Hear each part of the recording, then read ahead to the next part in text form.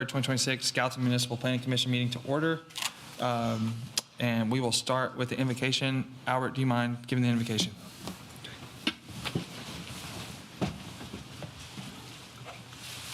Father, we bow before your presence, thanking you for this opportunity to come once again, for watching over our community and our loved ones. We ask you to keep us under your care. Bless our leaders, our leadership, and bless the people of our community, that our will be done through this meeting. We ask it all in your son's name we pray. Amen. Amen. John, do you mind doing the pledge? Certainly. I pledge allegiance to the flag of the United States of America and to the republic for which it stands, one nation, under God, indivisible, with liberty and justice for all. Okay, thank you. Mary Ann, will you do roll call, please? Sir. Chair Morrell. Here. Mr. Hamilton. Here. Mr. Pereira. Here. Mayor Brown. Present. Councilman Fan. Here. Mr. Strother. Here. Ms. Reed. Present. You have a quorum. Thank you. Does Secretary have minutes from February 2nd and February 23rd for approval? I do have my minutes. I don't have my reading glasses. John. Hey, John. Oh, that's right. I'm not secretary. Okay. I do. Sorry, I can't get my mic on. Yes. Okay, so we have a motion for approval. Do we have a second? Second. All right, second from Albert. Any discussion on the minutes? Seeing none, I'll call for the vote. All those in favor, please say aye. Aye. All those opposed? Okay, so the minutes are approved. Next, we will move into public comment on agenda-related items. Please note that there are a few items on tonight's agenda that have public agendas of their own, but if you wish to speak on anything else outside of those items, you may come forward at this time.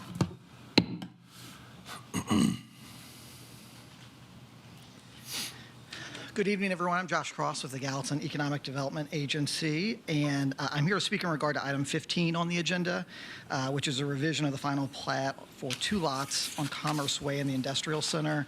We have a company that is interested in purchasing this property, but before the property can be sold, the property line needs to be adjusted to ensure the city maintains full ownership of the driveway that's there that goes to the police department's gun range next door. So we would respectfully ask you to approve this revised final plat tonight. I appreciate your consideration on this, and I'll be here to answer any questions when you get to that item on your agenda. Thank you. Thank you. Anyone else wishing to speak on agenda-related items? Seeing none, we will close public comment and move to the consent agenda. Tonight we have 5 items on the consent agenda. Item number 1 is surety renewals and extensions. Item number 2 is the paddock at Kennesaw Farms preliminary plat. Item number 3 is Twin Eagles Phase 15B preliminary plat. Item number 4 is Twin Eagles 15B Section 5 preliminary plat. And then we have Bledsoe Springs Townhomes final plat. Is there any member from the Planning Commission or staff wishing to take any of these items off the consent agenda? Any discussion, or I'll entertain a motion on the consent agenda. I'll make a motion to approve. Okay, we have a motion from John. Second. Second from Albert. Any discussion on consent agenda? Seeing none, I'll call for the vote. All those in favor say aye. Aye. All those opposed? Consent agenda is approved. And we will move to the regular agenda, item number 6, Wellspring Commons rezoning with preliminary master development plan. Yes. This is a rezoning request with a PMDP for Wellsprings Commons. This item was before this body last month at our February Planning Commission meeting. There was a good amount of discussion, particularly around the proposed convenience store and gas station at the corner of Wedgwood and Highway 109.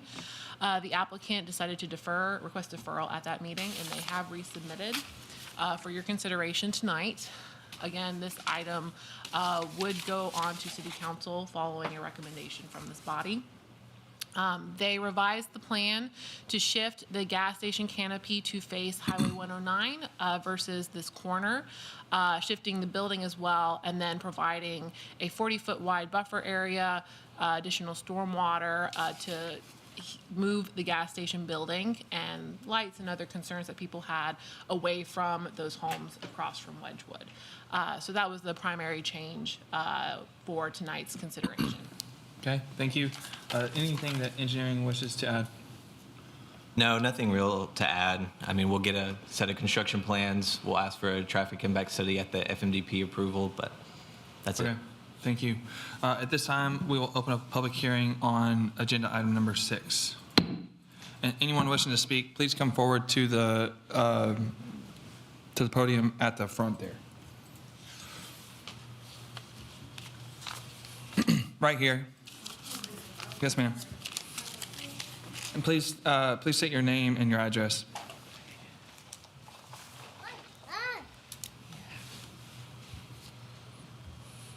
Sorry.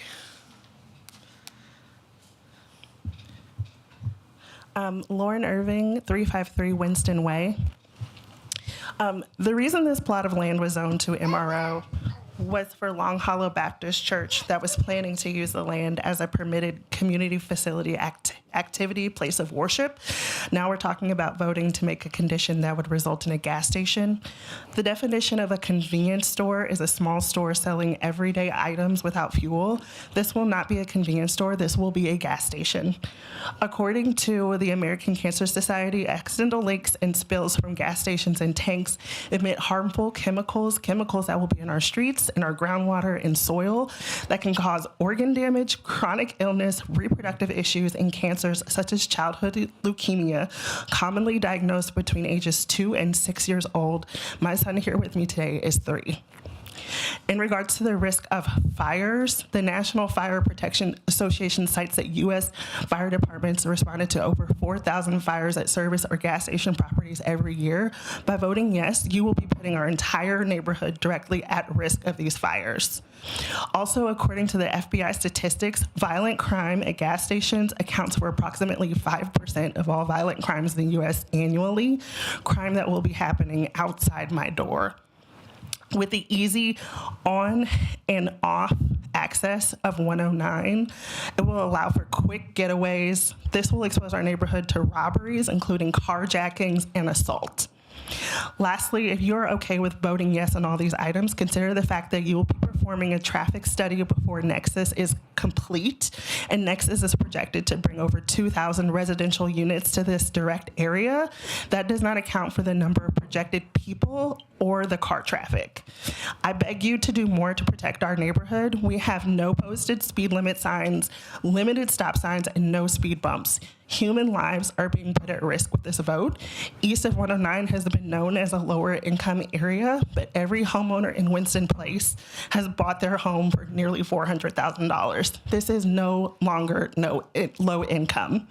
We may not be Hunt Club, Fairview, Voxland, Kennesaw, or Carrollton, but we deserve the same respect and quality of life. If you can say no to putting a McDonald's across the street, you absolutely should say no to putting in a gas station. The motto of Gallatin, Tennessee is true grit and amazing grace. This is your chance to show that grace for our children, our elderly, and our young families residing at Winston Place. Thank you. Thank you.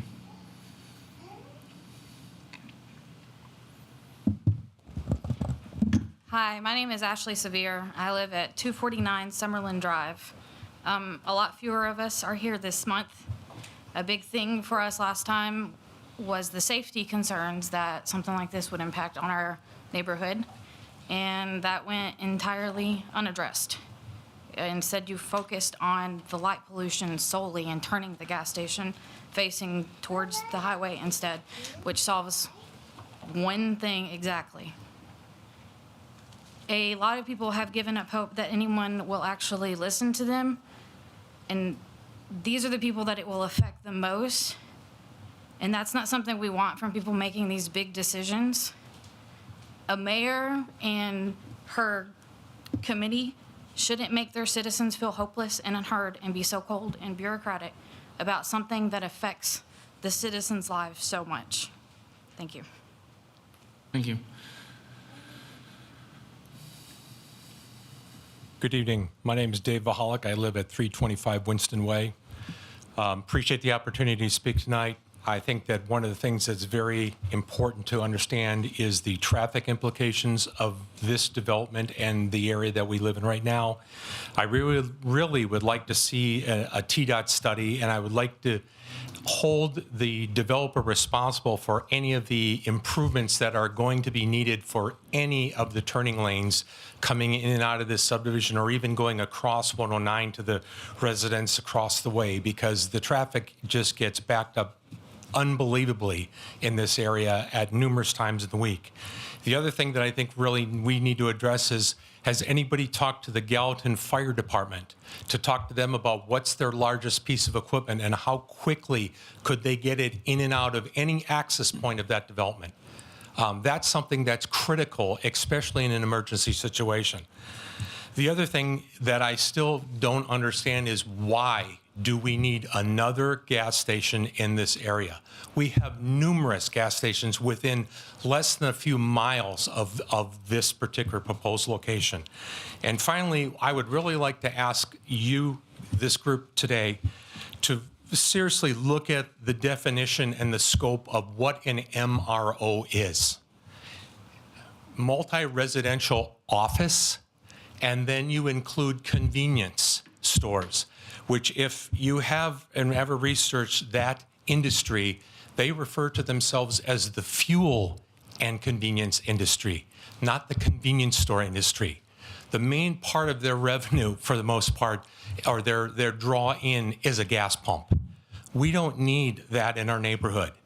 And I would really like you to look at that definition and make it so that convenience stores are part of commercial developments, because that would allow, or that would keep opportunistic development from like this from coming into residential neighborhoods to potentially cause our property values to go down. And if not for us in this development, for the rest of the residents in the future of Gallatin, let's make sure that we're making common sense decisions that is the best for our entire community, because that's why myself, who's from out of state, and most of my neighbors who are from other parts of the country moved to this area and moved to Gallatin and moved to this subdivision. Thank you. Thank you. Anyone else wishing to speak? Seeing none, I will close the public hearing and we'll ask for the applicant to come forward. You can come.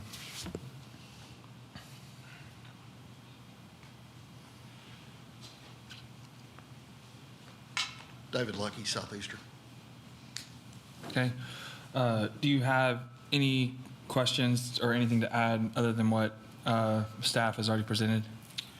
I think we've addressed a number of these issues that were brought up at the last meeting and the meeting tonight. We've already agreed to the traffic study. It's already underway. We've already agreed with engineering to perform whatever necessary improvements are needed. As far as concern about the fire servicing, as part of all the engineering and the planning, we have to meet all the radius turns and all the access points for all of those things. And the fire department has, I guess they've already reviewed the proposal and checked off on it. Leakage and safety concerns with, as far as the gas station goes, convenience market, it's safer than it's ever been now. With all the new technology, it's very, very low risk. Many more things, dry cleaners, agricultural type uses can result in far more concern and damages. As far as, gas stations or any commercial building having some type of fire or some type of health and safety event, things are, as safe as they've ever been today with fire protection that we install in all the commercial buildings and fire suppression that we have to put in all the restaurants. As far as any type of violent crime, there's no indication that I've seen that any commercial development, in and of itself draws violent crime more than any other, and that's just not the demographic traffic of the city of Gallatin. I mean, we've done numerous commercial developments, and I'm not aware of any statistical change in the use of the property. You know, we've addressed the buffer yard. We've turned the gas station. We've agreed to tone down the photometrics as much as possible on the gas station and meet with planning and engineering, whatever they have with the specific site plan. Other than that, I think we've addressed all the concerns. Okay. Is there any comments or questions from the commission?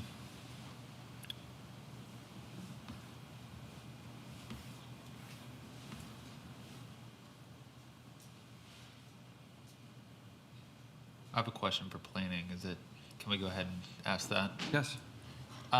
Could you address the definition of convenience stores versus gas station that was brought up by a few of the public speakers? Yeah, gas stations fall under convenience sales and service in our zoning code. Okay. And I guess to add to that, I know we had extensive discussion last time this was before us about the fact that this MRO zoning allows the convenience sales and service through a conditional use It does. on the property. Okay. And they are requesting rezoning of the whole property to Plan General Commercial, which is a commercial zoning, and it allows it by right. Yes, but this particular lot Yes. in and of itself was the was the only portion of the property that was MRO. Yes. Okay. And I guess just a refresher, obviously, outside of the convenience sales and service on the first lot, you've got looks like two quick service restaurant parcels, a larger multi-tenant retail building, and then the one on the corner you're listing as a potential pharmacy. Okay. Yes, general retail. Okay. I mean, what I'll add, or the comment I'll add, is I appreciate the ability to make some adjustments to we already established that the convenience sales and service was a conditional use by right on that parcel. So I appreciate you going above and beyond to make the adjustments we requested, shifting the building over, adding, I believe we had stated a 25-foot buffer in the meeting. Y'all provided a 40-foot buffer. Y'all also provided stormwater in that area, and it looks like it's plus or minus 100 feet away from the right-of-way. So I appreciate y'all shifting that over and making those adjustments. Outside of that, I mean, I feel like this, the rest, the remaining parcels, I think fits with what else is going on at this intersection. My opinion, it meets the intent of the comprehensive plan that we approved several years ago. I'm happy to take any other questions or comments from the commission. Sorry, one more question to you, Yes. Julian. Just want to make sure I understand how fuel fits within convenience stores. Is the definition of convenience store sales, does it clearly include fuel? Do you have that in front of you by any chance?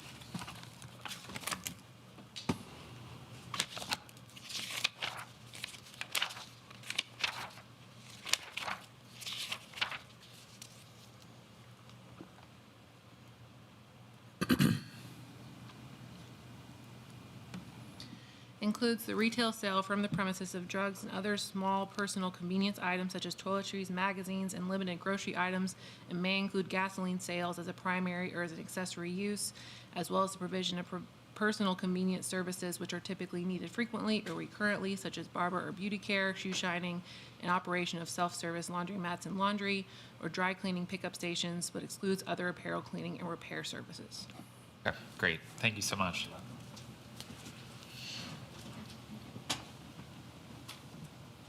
Okay. Anyone else?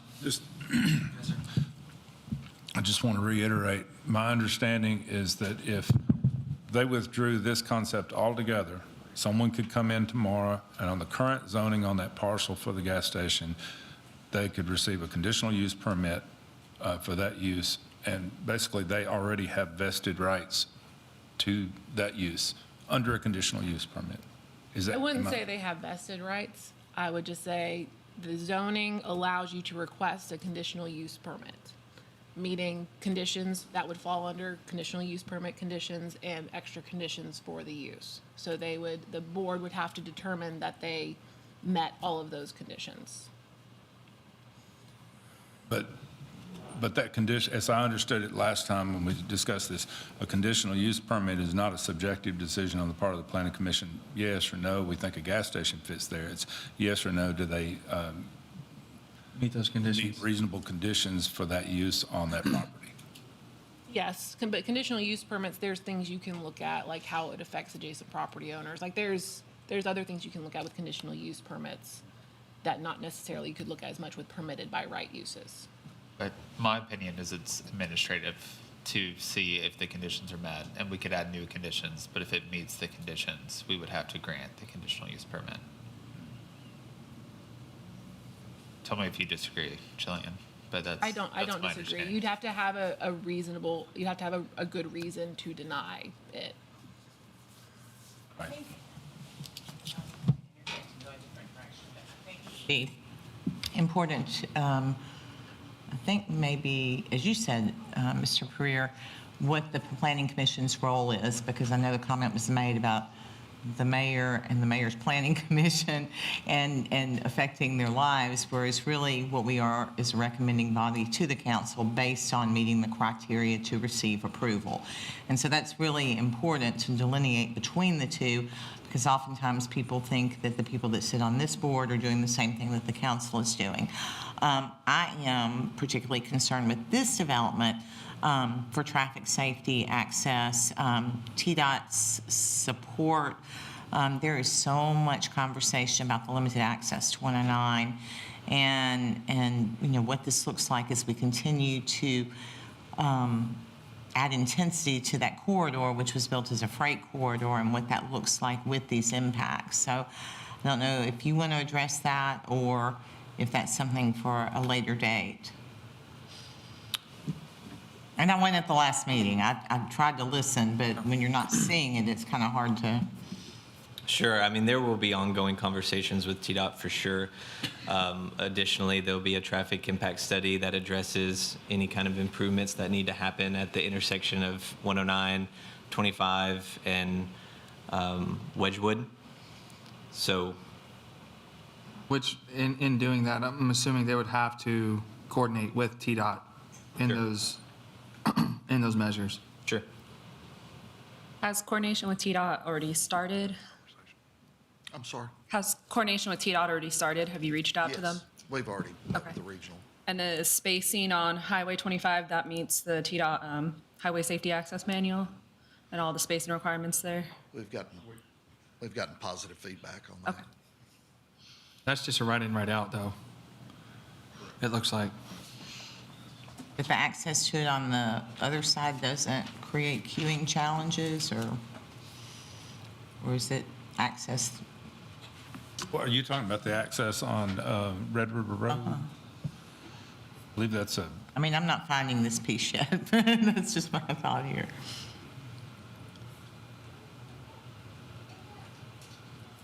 Just as a reminder, I kind of wanted to reiterate what the conditions are for granting conditional use permits, the criteria that you should be making findings about.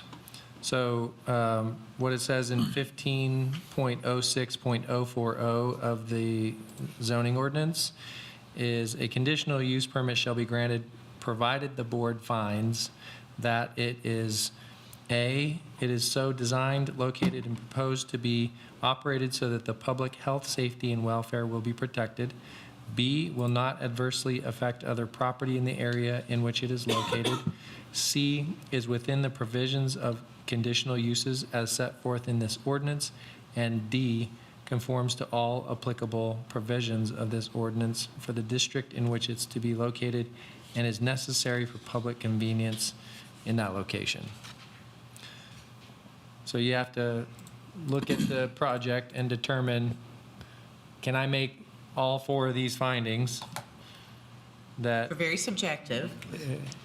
yes, they're subjective, so that's again why you as a board need to take and consider, okay, what are the effects of this project on the area, on the neighborhood, on anything, and determine, hey, is it going to adversely affect any other property in the area in which it's located?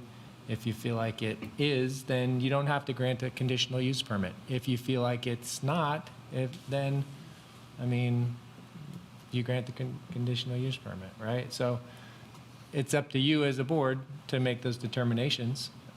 Hearing testimony and hearing what the project is all about, looking at the changes that they've made, that's your call. Thanks, Brian.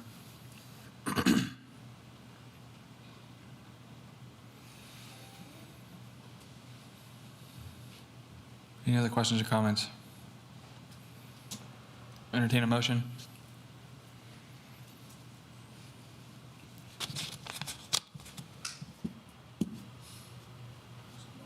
Like there's 6 conditions. Thank you. I'll make a motion to approve with the 6 conditions. Okay, we have a motion. Do we have a second? I second. Second. So we have a motion and a second. Do we have any discussion on that motion?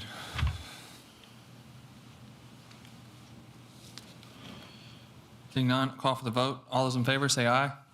Aye. All those opposed? I want to say no. I'll say no. Okay, so it's, Steve, what'd you say? Aye, 1, 2, 3, 4. You said yes, so 5-2, passes 5-2. And that'll go to council? Yes. Okay, Well, not only because when the conditions get described, then I really struggle with the subjectivity of them. And I mean, I get it, and something else will go there. And I know I was really perplexed the first time it came through, and Jillian kind of put me in my place about why it was actually pretty much allowed. But, and I know everybody on both sides is trying to do the right thing. But okay, awesome. So 5-2, right? Okay, so it'll go on to council. Thank you. Yes, sir. Item number 7, we will move to, it's MJK Watson Townhomes, FMDP. Who has this one, Charlie?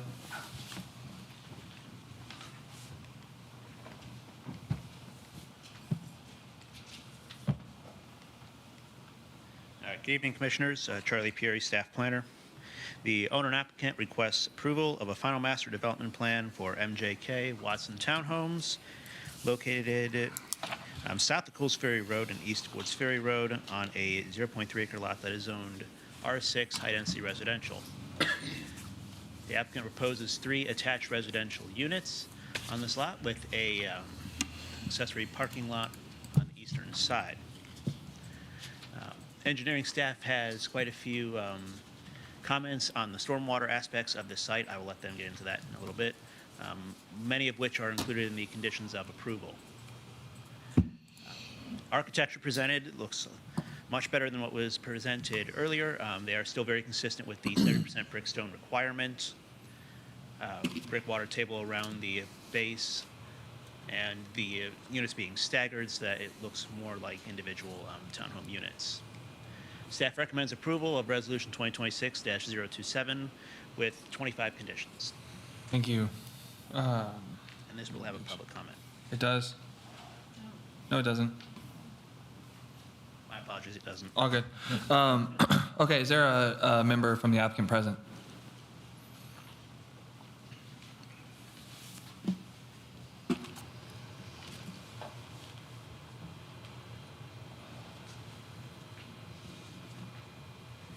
Comments. We believe we can meet with and work with engineering to work through all the stormwater conditions. I do want to point out the plan in front of you is showing an increased buffer along Woods Ferry. That was an attempt to satisfy water quality measures for engineering. That has since gone away, and we will look for a different route for water quality, so that will just go back to its standard type 15 buffer yard along Woods Ferry.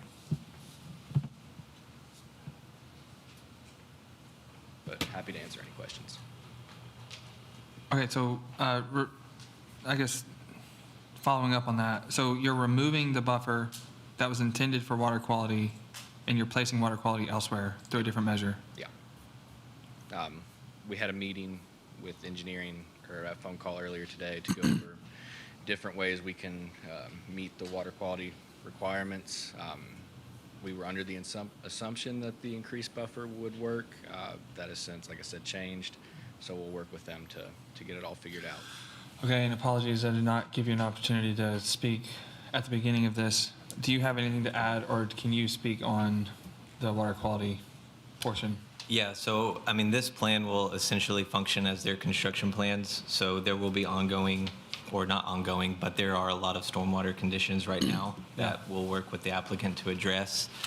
This particular one, they proposed an enhanced buffer for water quality, but you know, we've started our infill process, working with these lots that, you know, it's developed all around it, and so they're coming in.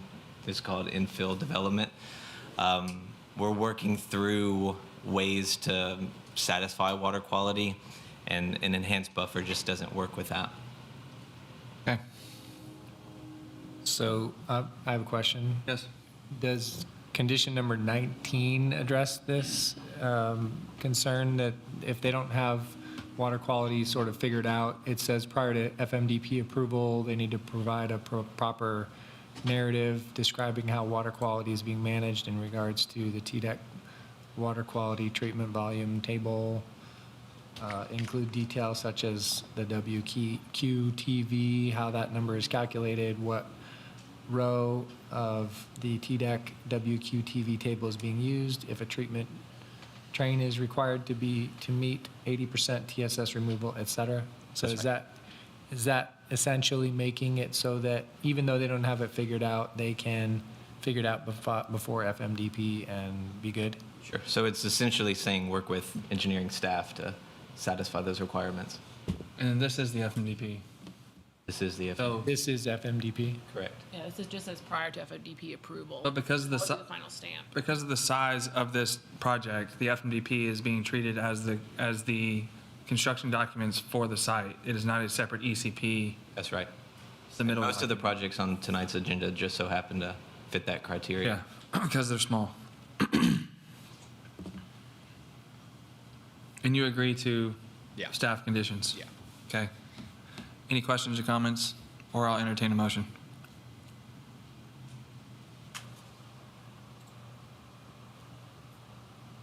I make a motion we approve with the 25 conditions.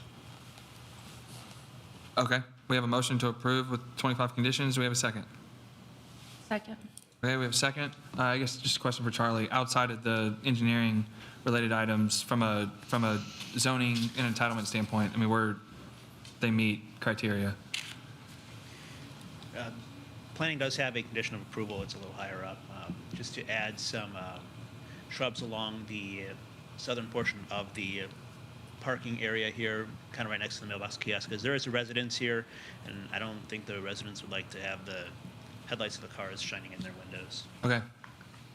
And y'all agree to Yeah. placing plantings there? Okay. We're in agreement. Okay, so we have a motion to approve with a second. Any other discussion? I appreciate y'all working on the architecture of the site. That's a much better improvement. Okay, seeing no more discussion, we'll call for the vote. All those in favor say aye. Aye. All those opposed? Okay, passes. Thank you. Next, we'll go to item number 8. This is Chili's Bar and Grill Landscaping, revised final master development plan. Brad. Good evening, Commissioners. Brad Hickman, Staff Planner. The owner and applicant request approval of a revised final master development plan for Chili's landscaping plan on a 1.32 acre lot zoned MRO PUD, multiple residential and office planned unit development district located at 600 Village Green Drive. Staff had very few comments around this. We can see the new plan here, the previous one. They've done a good job in replacing what's been cut down or died over the years. We did point out as a condition of approval that they did remove some of the bushes that we had connecting this area here to help shield Nashville Pike from parking lot headlights.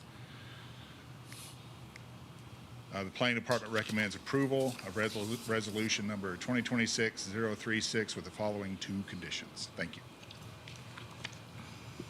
Okay. Let's see. Engineering, you have anything to add? No comments. Okay. Is there a member from the applicant present?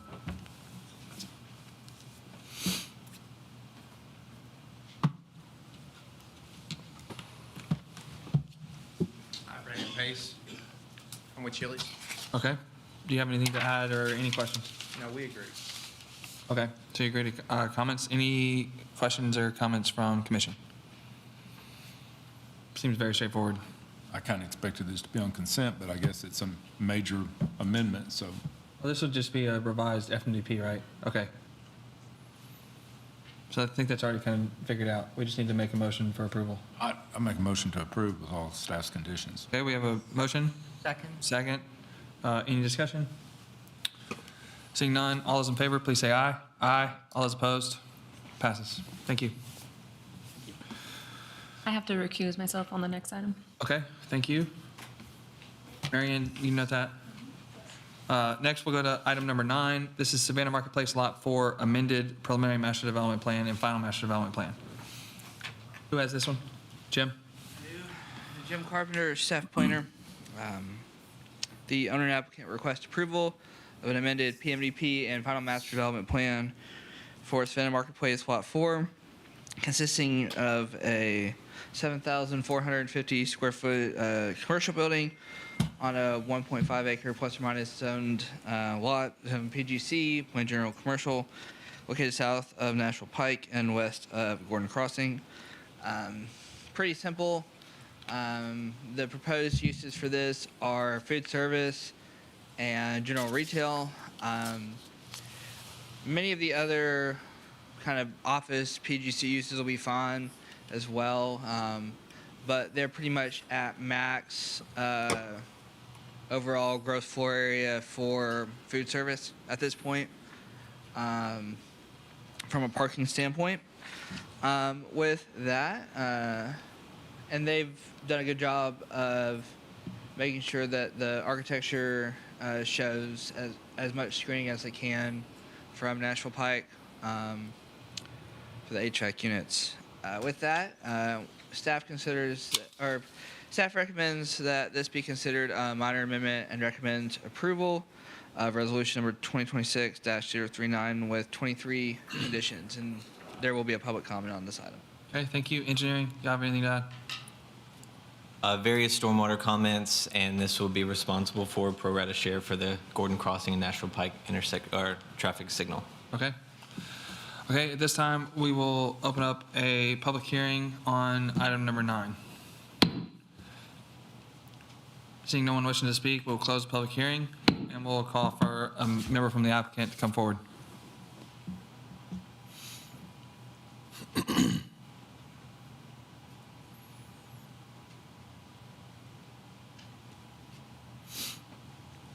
Hey, Wes McGill, I'm the civil engineer for the project, and we're in agreement with staff comments. Okay.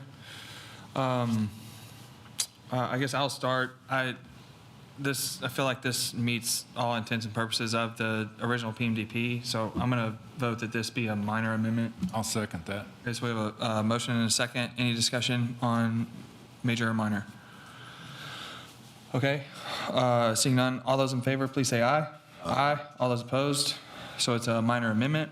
And then now we will move to the item itself. Are there any questions or comments, I guess, from the commission to staff or the applicant for what they're proposing?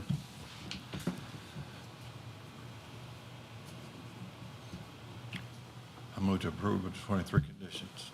Okay, so we have a motion to approve with 23 conditions. I'll second. Oh, so we have a second. I believe it was Tanner. Second, any discussion?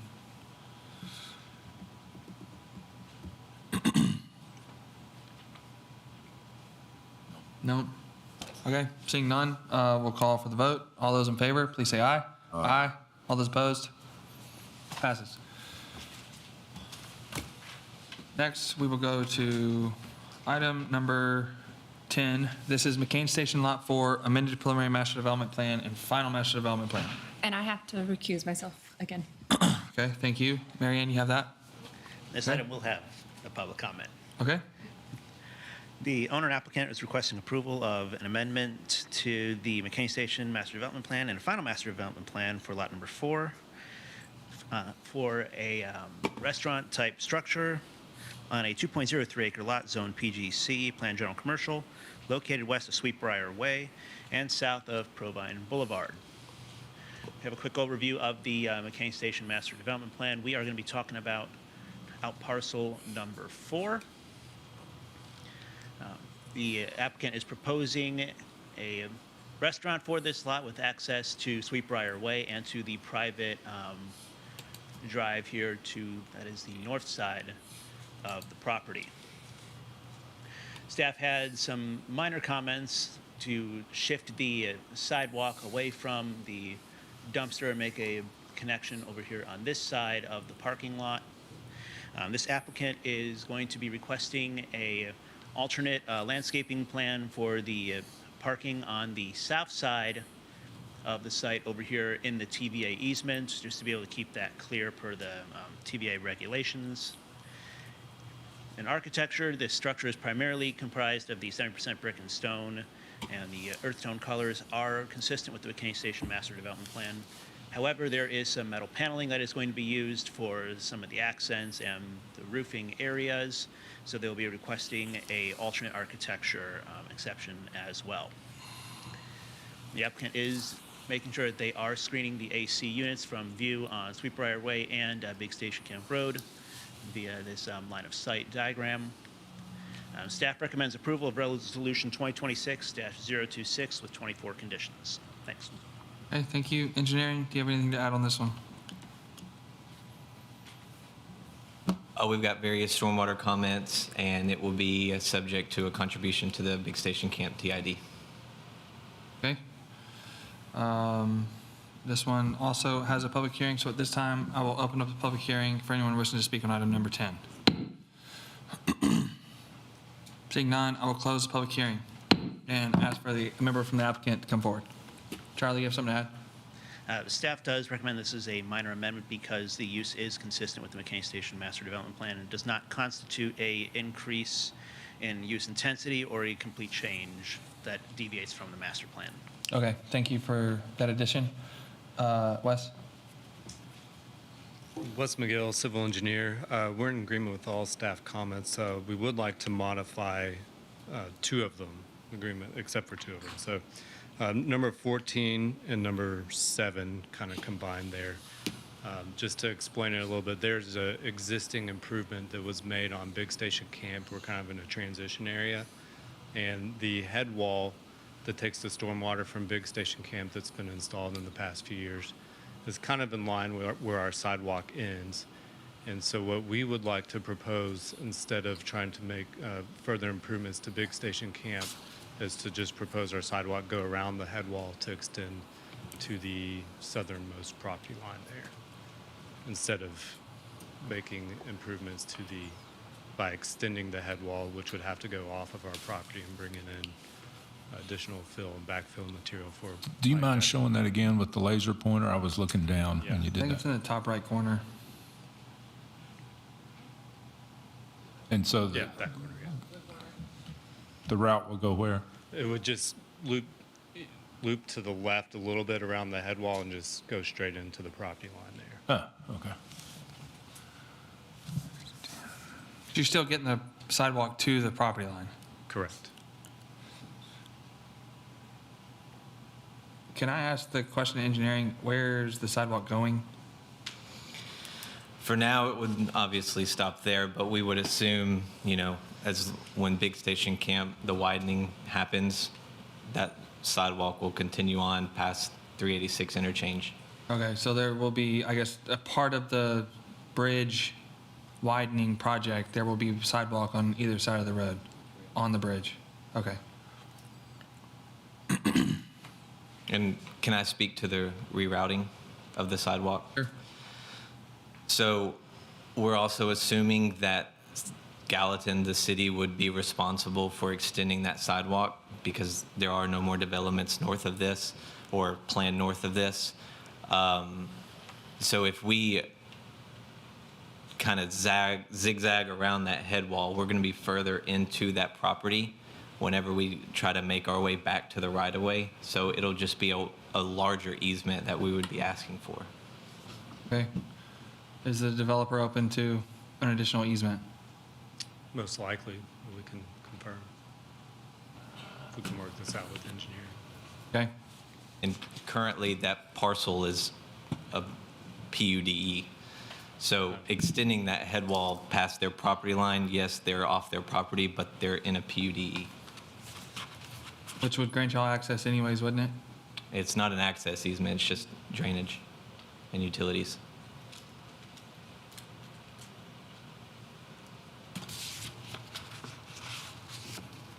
Okay. Does them extending the sidewalk to the northern property line, though, meet the condition?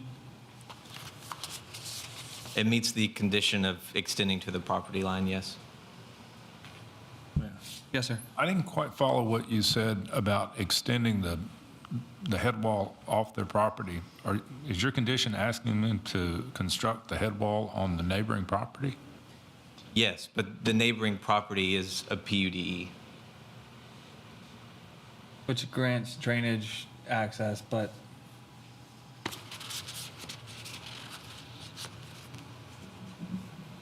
think I would rather see the sidewalk rerouted than to ask a developer to have to make an improvement off-site. I would tend to agree.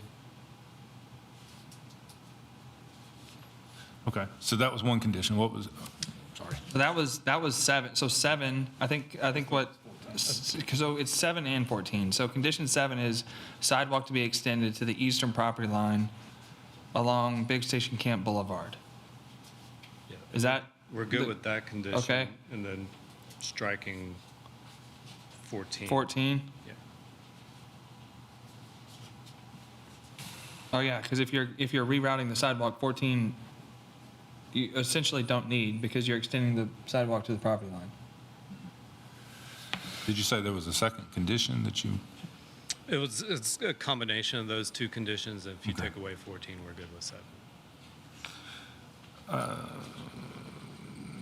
I'll entertain a motion. If there's no other discussion. Do we need major, minor? Oh, yeah, we do. I'll make a motion that it's a minor amendment. I'll second that. Any discussion on major or minor amendment? Seeing none, all those in favor, please say aye. Aye. All those opposed? So it's a minor amendment. And now we'll go to the item itself. I'll be happy to make a motion to approve with all of staff's 24 conditions, striking condition number 14. Okay, we have a motion. Do we have a second? I'll second. Okay, we have a motion and a second. Any discussion? Seeing none, all those in favor, please say aye. Aye. All those opposed? Passes. Thank you.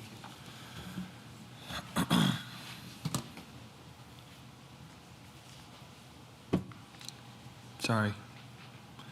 Next, we'll move to item number 11. This is Hidden Creek Commons Infrastructure Revision, Revised Final Master Development Plan. Charlie, And I have to recuse myself from this one. you're on a roll. The owner and applicant is requesting approval of a revised final master development plan for the Hidden Creek Commons infrastructure containing 2 private drives on 4 parcels totaling 8.61 acres, zoned as PGC Planned General Commercial, located north of Provine Boulevard and east of Big Station Camp Boulevard. This project was brought to you about a year and a half ago for the first half of the Hidden Creek Commons infrastructure, which covered these 2 lots here and this private drive. This part was not included because there was still some discussions that had to be taken place to whether or not it would end here or over here.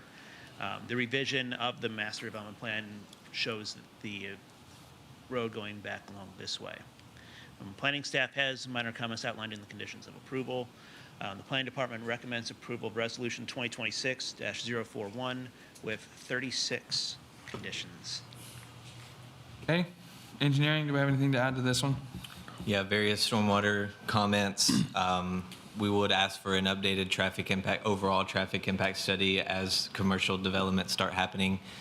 And then also the commercial parcels will be subject to the big station camp TID. Okay. Member from the applicant. Wes McGill, civil engineer. We're in agreement with all staff conditions. Okay. Any questions or comments from commission? This one seems pretty straightforward. And this is just infrastructure for the backage road along the back and that entry road from Big Station Camp in between the 4 parcels.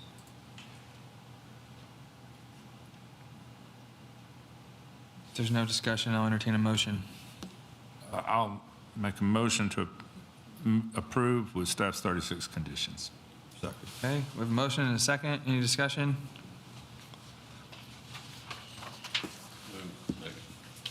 Albert seconded. Yes, sir. Okay, we have a motion and a second. All those in favor, please say aye. Aye. All those opposed? Passes. Thank you. Next, we'll go to item number 12. This is Newhouse Preston Park Lot 5, FMDP. Brad? The owner and applicant request approval of a final master development plan for New Haas Preston Park Lot 5 on 1 acre zoned PGC, Planned General Commercial District, located north of Nashville Pike and east of Warwick Road. Staff had several comments around this plan. We would like to see the yard labels added to the plan here. As of this time, the easement that would allow this access behind Kiki's has not been addressed. So as a condition of approval, we want that recorded prior to the land disturbance permit or the building permit being issued. Would like to see an HVAC line of sight diagram. As I recall, during the PMDP stage of this project, that was a concern. We would like to see also the foot candles labeled beyond the border of the property so we can make sure they meet code as well. The planning department recommends approval of resolution number 2026-042 with the following 18 conditions. Thank you. Okay, thank you. This is just a regular FMDP. So engineering, do you have anything to add? Yeah, various stormwater comments. Okay. Is there a member from the applicant present?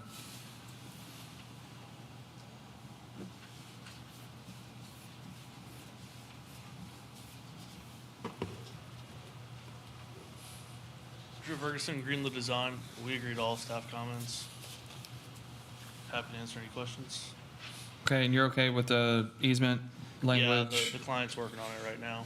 It looks like y'all got the block taken off the back. Yep. Okay. Those are my only 2 comments from whenever we discussed it work session. This seems fairly straightforward. Any questions or comments? I did notice their comment number 12. Can you comply with comment number 12 in your landscape buffer? Oh, I'm sorry. Comment number 12 is the landscape buffers that contain ditches shall be planted in a way that no trees or shrubs or bushes are in the drainage path. Yeah, we can do that. Currently, I don't think there's any ditches on, around the property. It's all going to be on the adjacent property, and then as construction happens, that ditch will kind of go away. It's just there for temporary measures. But yeah, we'll be able to keep our buffers on the high side of the berms on those. Okay. Cool. Any other questions or comments? Seeing none, I'll entertain a motion. Motion to approve with all comments. We have a motion with approval for all comments. Do we have a second? Yeah, I'll second that. Second by John. Any discussion? Seeing none, I'll call for the vote. All those in favor, please say aye. Aye. All those opposed? Passes. Thank you. Next, we'll go to item number 13. This is Smith, Schuller, Milliken, Matthews, addition, FMDP. Brad. The owner and applicant requests approval of a revised final master development plan for the Smith Scholler Milliken Matthews addition on a 1.2 acre parcel zoned MRO, multiple residential and office district located east of North Martins Vineyard Way and north of Nashville Pike. Staff just had mainly cleanup comments on this. We can see the existing, the proposed with the addition here in the back of the building. They also outlined their stormwater measures tying into this existing French drain. And then they had the elevations from the work session where they intend to match the materials of the current building. The Planning Department recommends approval of resolution number 2026-043 with the 4 conditions. Thanks, Brad. Engineering, anything to add? No, nothing to add. Thank you. Is there a member from the applicant present?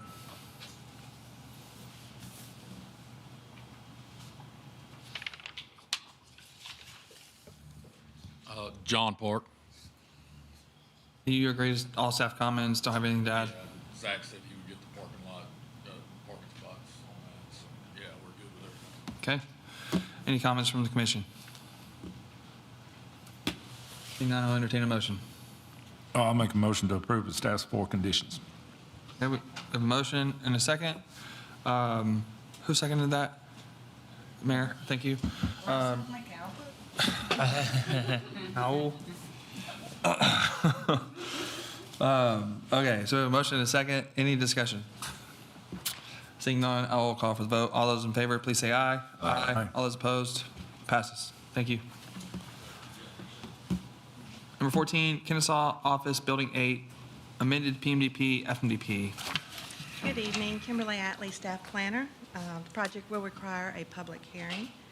This is a owner applicant request amendment to a PMDP, FMDP for the Kennesaw Office Park Building 8. It's located at North Pike and west of Kennesaw Boulevard. It's zone PGC, 3.85 acres. The proposal is to change the parking lot layout and to create a pass-through to the rest of the buildings, office buildings. And the cross-section easement will need to be recorded for a building permit, which I'm going to show you right here. So there's the difference there. They've created the pass-through right here. So this cross-section easement will need to be recorded prior to the building permits. Also, the plat will need to be recorded prior to the building permits. There's a greenway that's up on the northern end here that engineering is working with them right now on. That's going to be worked on. Let's see. It's 10,000, it's a little over 10 and a half square feet office building with 7 units.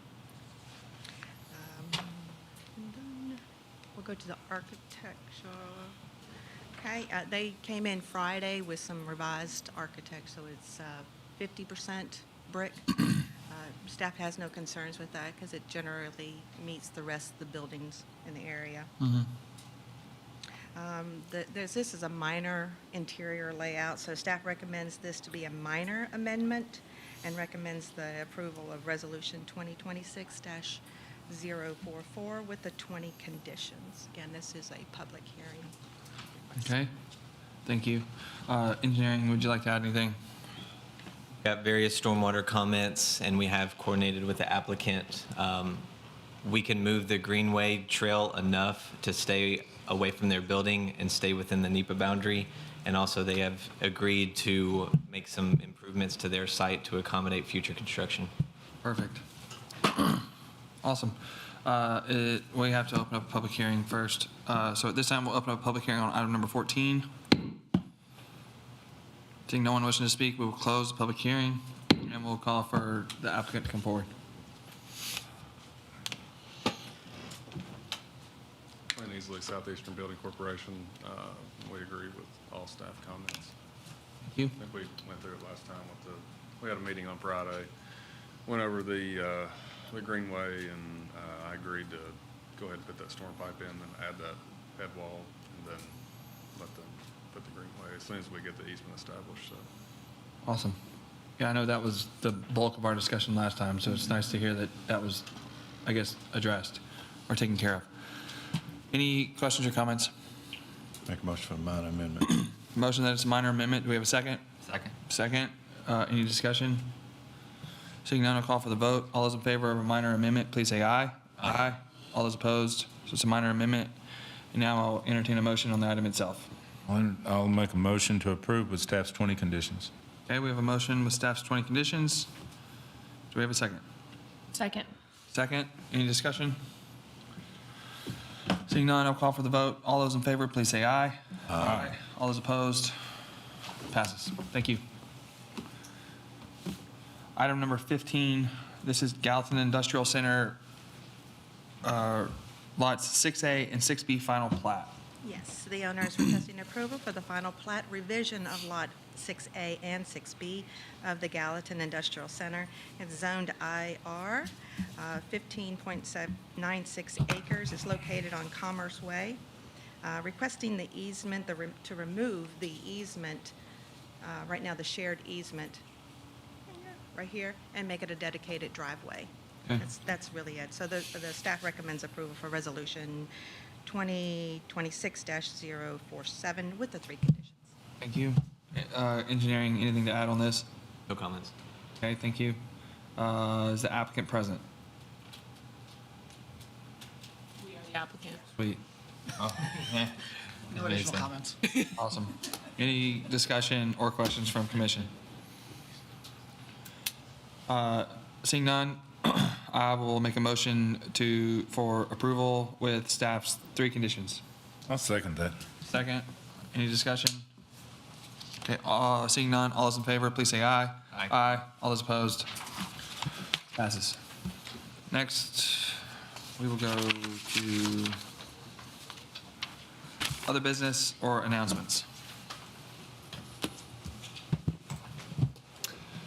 So we wanted to bring up one item that the Planning Commission can consider tonight. Tanner reached out to us just indicating, as he had been appointed to be the secretary for the Planning Commission, his availability to be able to come in and sign plats on kind of a short notice timeframe is somewhat difficult.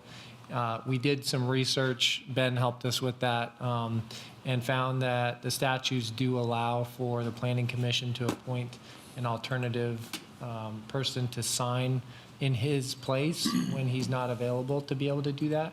We do anticipate that many of the plats would be able to just be here. You know, he said he can do them on a Planning Commission meeting night, but trying to get here during the day or on off days may be more difficult. And so we thought it might be appropriate for the Planning Commission to appoint a secondary signatory for the secretary in case he's not able to get here in that on those days. So I just wanted to see if the Planning Commission wanted to consider that tonight. Yeah, I think that'd be great. Obviously, I know we've talked about it in the past. The signing of the plats is pretty important for a lot of reasons. I know we briefly discussed this before the meeting and discussed Tiffany being that person that we, I guess, nominate as the additional signee for the secretary. I'm assuming we'll have to make a motion to vote on that. I'll make a motion to nominate Tiffany as the vice secretary. Okay, so we have a motion for Tiffany to be the vice secretary. I will second that. Any discussion? Okay. All those in favor? Yes. Aye. Yeah, aye. All those opposed? Sweet. It's done. What did he call? Vice secretary. Vice secretary, okay. The first of her name. I think it's a permanent position. Yeah. Other than that, just an update again, we're still trying to make some final tweaks to our zoning ordinance. So please stay tuned on that. We should hopefully be able to get you a document to start reviewing here next month. We're still shooting for that goal. And so we are looking forward to starting up that process here very shortly. That's going to mean some extra time for you all to put in and really do your due diligence and reviewing that thing, just to make sure that you understand what you're voting to approve and recommend. So just I'm looking forward to that process. I hope that you all have. We've been working on it for a couple of years already now, and it's time we start to get this thing adopted and on the books. Yes, sir. Will the draft that you give us be in a digital format or printed? Both. We can give it to you however you like, but yeah, we will definitely print one for each of you. And then if you prefer to review it digitally, we can make that either on a jump drive or put it on the website. It'll be on the website for review too, so. Okay. For folks to be able to download it and look at it. Awesome. And I'm assuming that this is going to look very similar to the process we went through with the comp plan, where we tacked on our discussion of this document at the tail end of either the work session or the voting meetings. We probably should have that discussion as to what's best for you all.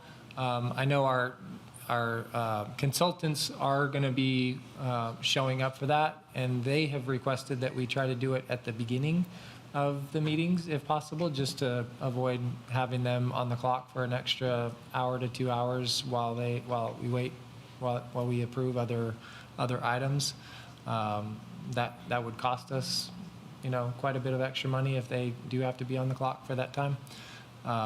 So if we want to try to do it that way, we can, or if we want to try to schedule separate meetings, that's something that we'll have to look at. But okay. We do need your input as far as what your availability would be if we're going to try to schedule some special meetings to get this done. Okay. How long do you think that they would need with each of those, like 30 minutes? I would guess more like 1.5 to 2 hours per meeting. I mean, it's a big document, so if we're going to be getting through the document and discussing, at least even in generalized terms, we'll need that amount of time. I don't feel like you can have the other applicants wait 1.5 to 2 hours. That's a long time. So we may look at trying to schedule an early start to the Monday meetings, plan a couple hours in advance to get here early on one of those days. I don't know how well that works with your schedules. So again, we'll need to know, do we need to do that, or do we need to plan an evening like on a Thursday or something when, no other meetings are scheduled, and we go ahead and special meeting it. Is the intent that if additional comments come out of our discussion that require revisions, that those, I'm assuming those we would have to compile a list, just like before, where they had a list that they addressed. So, Yeah, we're going to be doing our best to get we as staff will likely be the ones now making those updates or Revision? changes. Okay, so I guess that leads me to my next question. If you as staff are the ones making those changes, why would the consultant need to be here if they're not willing to make those changes? Well, they're willing, but we're trying to avoid the cost of them having to do it. So we want them there at the meetings to help with explanations that they know this type of document in and out. They've done it multiple times for other cities and communities. So, we just feel like having them present to be able to help explain it and, do that is justifiable in bringing them out. But, that's the main reason to bring them out. Okay. So likely additional discussion on how that looks. Okay, cool. Anything else anyone want to add to that? What I'll do is I'll send an email out to everybody and ask what the preferences are, and we'll start to try to calendar this here soon once we know approximately when we're going to put the document out, and then cool. We'll get you guys a time frame. Works. Have they indicated to you previous meetings, how long it took? No, although I can imagine, at least from my perspective, that it might take us 2 to 3 months to get through planning commission on this, and then That's what it was for the comp plan. another, I think it was longer than that. and then another probably 3 months to I get think- through council. If I remember correctly in the comp plan, because I know this a couple years ago, the consultant only came to one meeting, right? They weren't at every meeting. They weren't. I think it was only one meeting that they But came there was to. a lot of discussion, and it was Yeah. always at the end of each meeting. Yeah. And it would go on for an hour, hour and a half. Yeah. And then we'd kind of tap out and Yeah. then revisit it. I'm hoping that having them there might help with speeding things along and them being able to respond, hey, this is how we do it in other places, or these are some examples of how it's going to work. Yeah. And just that ability to have them there will hopefully help to keep that from being such a long, lengthy, drawn-out process that, not enough people understand, and so we have to go back and figure things out and come back to you and whatever, so. Is there any reason that we couldn't do these type of reviews as a separate meeting and do them in a Zoom format, which might make it easier for some of the members here to do that? Did it during COVID. Public meeting laws may prohibit that from happening. COVID was a very special, governor-approved public meeting situation. Even if you have that Zoom link like we did during COVID. I don't think that's allowed anymore. Well, there is a bill, I think, that's trying to propose that be allowed, but it's not effective yet. So we may be able to look at that once it's passed, but if it does pass. Well, generally under the Open Meetings Act, if you discuss anything, you can't do it by Zoom. Like, if the consultants were just giving you information and you would ask the consultants questions and they answered it, that can be okay. But if at any point, you say to another member of the commission, oh, I think this would be a little bad for Gallatin, I think we should tweak it this way, and you got to get it back and forth, suddenly it's an open meetings violation. Or the public would have to be able to speak digitally.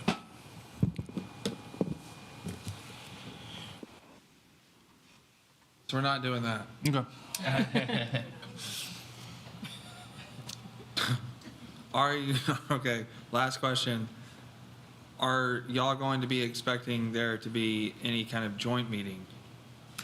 That is also a possibility, although it's up to you all if you feel that would be better, or if you would prefer to look at it first as a planning commission and then hand it over to the council once you've had your crack at it.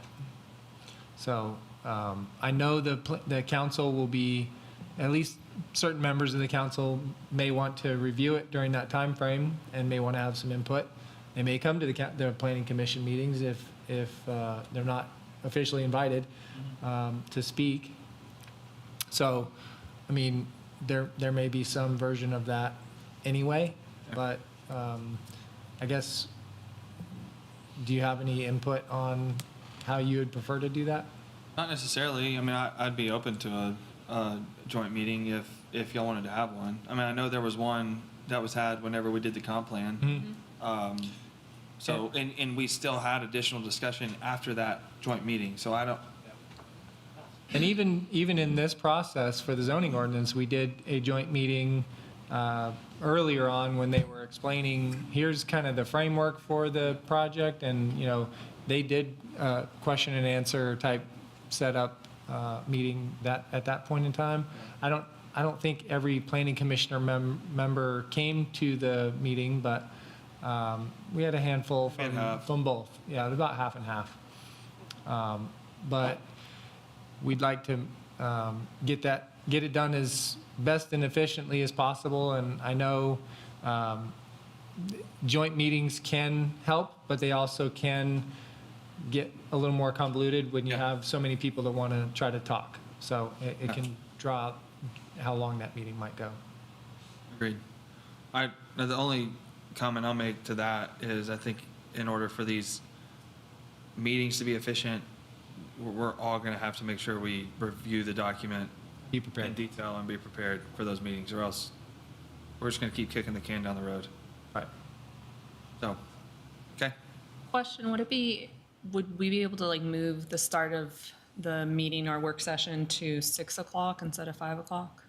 Is that a possibility? So then people, like consultants and stuff aren't waiting here? Again, anything's possible. We would have to do a renotice of all of our regular meetings that would affect, because there's a public notice that goes out at the very beginning of the year that advertises that all of the meetings start at 5 o'clock. So, I mean, either way, I guess we'd have to change something, but we need to kind of work within y'all's schedules and do whatever we can to make sure that business gets done still timely, so. We can maybe tell our consultants to come later. Honestly, I prefer that option. Yeah. Because we would at least have an understanding of what's on the agenda. Yeah, we could And at least give guess. them a guess as to, hey, we'll be at this item by 6 o'clock, or at least that's our best guess. Yep. So that they're not, they don't necessarily have to be here right at 5. I would prefer that. That way we don't have to repost when the meeting starts. It's in line with how we did the comp plan historically. Yeah. We may not get through all of it in one meeting, so. Sure. It's not a bad idea. Yeah. I like that too. Okay. Okay. Awesome. And we can have additional discussion in future meetings. We're not, obviously, haven't even gotten the document back yet, so. Right. We can start there, have some time to review it, and then come up with a game plan. We'll have to post it as a agenda item, I'm assuming. Yes. Or would it just be other business? Or a separate meeting. Okay. You can adjourn, agenda items? you can adjourn the regular meeting and then hold a workshop or something like that Yeah. afterwards. But it would be shown that that's what we're talking about somewhere on the agenda in Okay. some form. All right. Anything else? Motion to adjourn? Motion. Motion. I'll second it.